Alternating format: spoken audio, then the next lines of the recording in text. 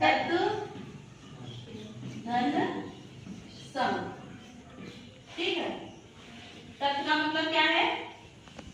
उसके। सम का मतलब है समान। उसके तात्पर्य क्या है?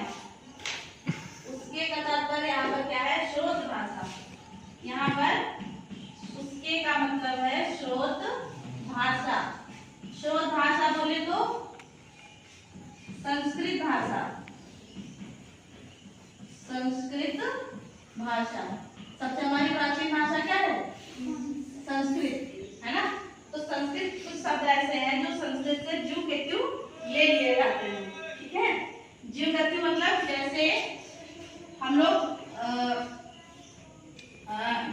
दूध है, दूध को दुग्ध कहते हैं, दुग्ध। इसका तत्व हम लोगों ने क्या किया? इसको थोड़ा सा बिगाड़ दिया। तत्सम का मतलब स्रोत भाषा से लिए हुए वही शब्द हैं जो जैसे संस्कृत में इस्तेमाल किए जाते थे, प्रयोग किए जाते थे, वो हैं। और जो तद्भव का मतलब है बिगड़ा हुआ रूप, मतलब जिसको हम लोगों ने थोड़ा सा उसको बिगाड़ दिया है। बिगाड़ने का मतलब है, अब दूध को क्या कर, दूध हम लोग इस्तेमाल बोलेंगे दूध, और दूध को तत्सम में क्या कहते हैं? संस्कृत में क्या कहेंगे? दुग्ध। ऐसे रात्रि, रात्रि हमारा क्या है? तत्सम शब्द है। और इसका जुड़ा हुआ रूप क्या हो गया? रात। अंधकार, अंधकार, अंधकार हमारा कैसा हो गया? तत्सम शब्द। और अंधेरा क्या हुआ? तद्भव।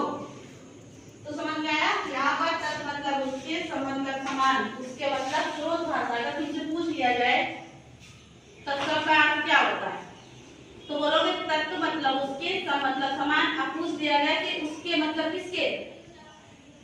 है किसके? स्रोत भाषा। बोलो स्रोत भाषा। स्रोत भाषा यानी संस्कृत के समान। जो शब्द हिंदी में ज्यू के त्यू ले लिए गए हैं, जैसे संस्कृत में संस्कृत में ले लिए गए हैं, संस्कृत भाषा से ले लिए गए हैं, उनमें कोई परिवर्तन नहीं होगा। उन्हें हम कहेंगे तत्सम शब्द।